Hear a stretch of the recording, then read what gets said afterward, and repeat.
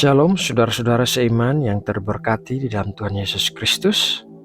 Selamat datang dan selamat bergabung bagi yang baru pertama kali mendengarkan renungan di Bijaksana. Kiranya Allah Bapa senantiasa memberkati kita semua dengan kesehatan dan kekuatan untuk bisa melakukan kehendak-Nya.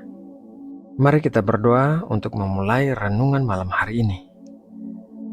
Tuhan Allah kami yang ada di sorga, Tuhan yang Maha Kuasa, pencipta langit dan bumi beserta isinya, terima kasih buat penyertaan dan pertolongan-Mu di sepanjang hari ini.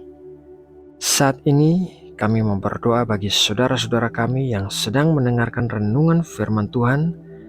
Engkau mengetahui kebutuhan setiap orang, jadi kami berdoa kiranya Engkau menjamah dan menyembuhkan yang sedang sakit, serta memberikan kekuatan bagi yang sedang lemah.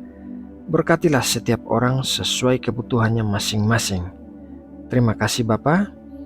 Kami telah mempersiapkan hati kami untuk bersatu teduh dan mendengarkan firman-Mu.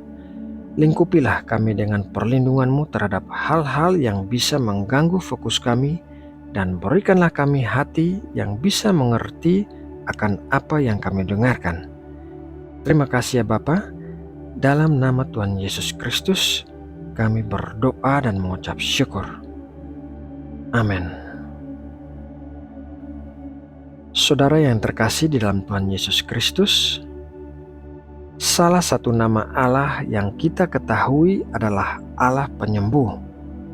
Hal ini bisa kita ketahui dari kata-kata Allah sendiri di dalam Keluaran 15 ayat 26.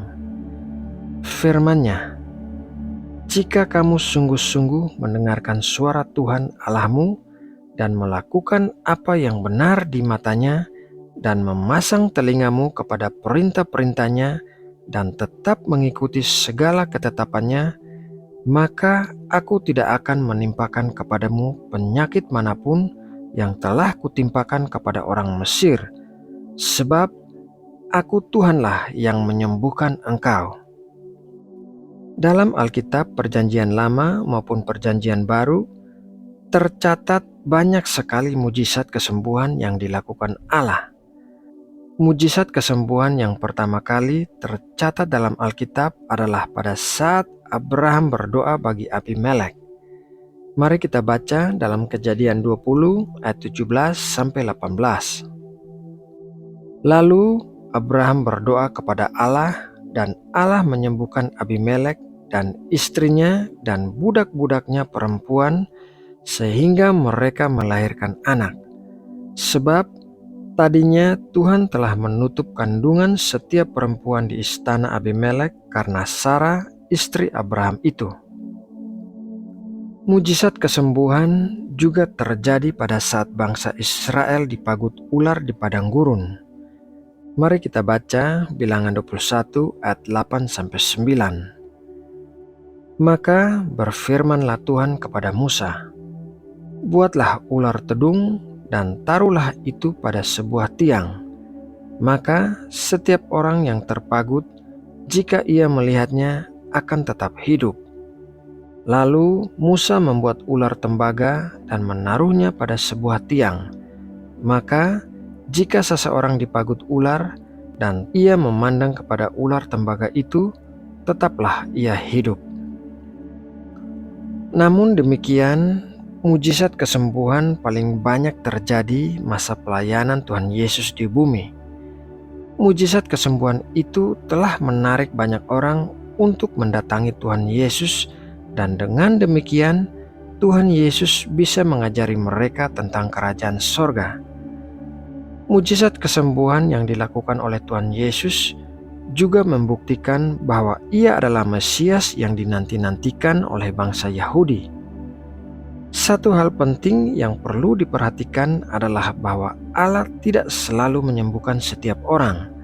Ada kalanya Allah tidak menyembuhkan penyakit seseorang karena Allah memiliki agendanya sendiri bagi orang itu. Contohnya adalah apa yang terjadi kepada Rasul Paulus. Mari kita baca dalam 2 Korintus 12 ayat 7-9.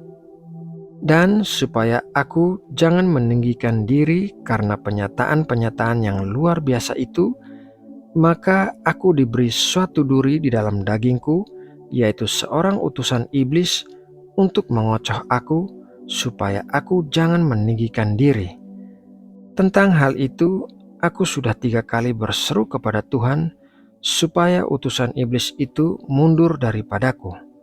Tetapi jawab Tuhan kepadaku, "Cukuplah kasih karuniaku bagimu, sebab justru dalam kelemahanlah kuasaku menjadi sempurna."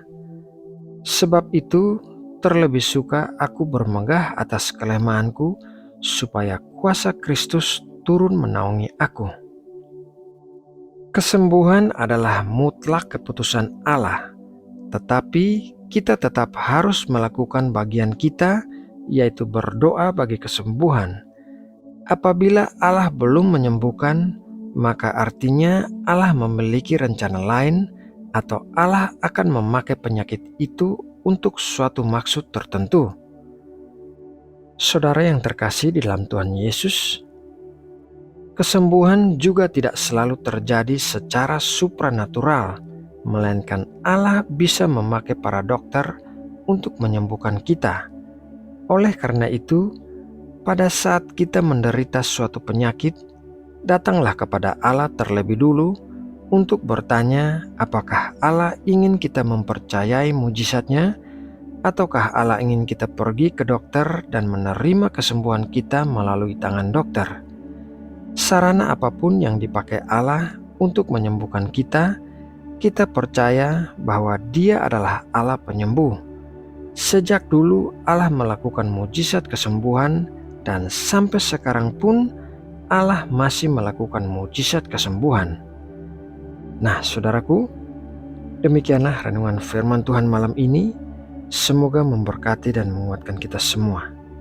Mari kita berdoa untuk menutup renungan ini. Tuhan Allah penyembuh kami, terima kasih atas firman-Mu yang mengingatkan kami akan kuasa dan kasih-Mu yang menyembuhkan. Kami percaya bahwa Engkau adalah sumber kehidupan dan penyembuhan bagi umat-Mu. Saat kami menghadapi penyakit dan penderitaan, tolonglah sembuhkan kami dengan kuasa-Mu yang tak terbatas. Kuatkanlah iman kami, agar kami tetap percaya bahwa Engkau adalah Tuhan yang memulihkan dan menyembuhkan segala sesuatunya. Biarlah kasih dan damai-Mu menyembuhkan hati kami dan memulihkan tubuh kami. Terima kasih karena Engkau adalah Allah yang penyayang dan penyembuh. Saat malam hari ini, kami datang di hadapan-Mu dengan kerendahan hati. Kami bersyukur atas berkat dan perlindungan-Mu sepanjang hari ini. Kami memohon ampun atas segala dosa dan kesalahan yang kami lakukan. Kami berserah kepada-Mu dalam keyakinan bahwa Engkau selalu menyertai kami, bahkan saat kami tidur. Kami berdoa agar Engkau memberikan istirahat yang baik bagi tubuh, jiwa, dan pikiran kami. Lindungilah kami dari segala gangguan dan mimpi buruk.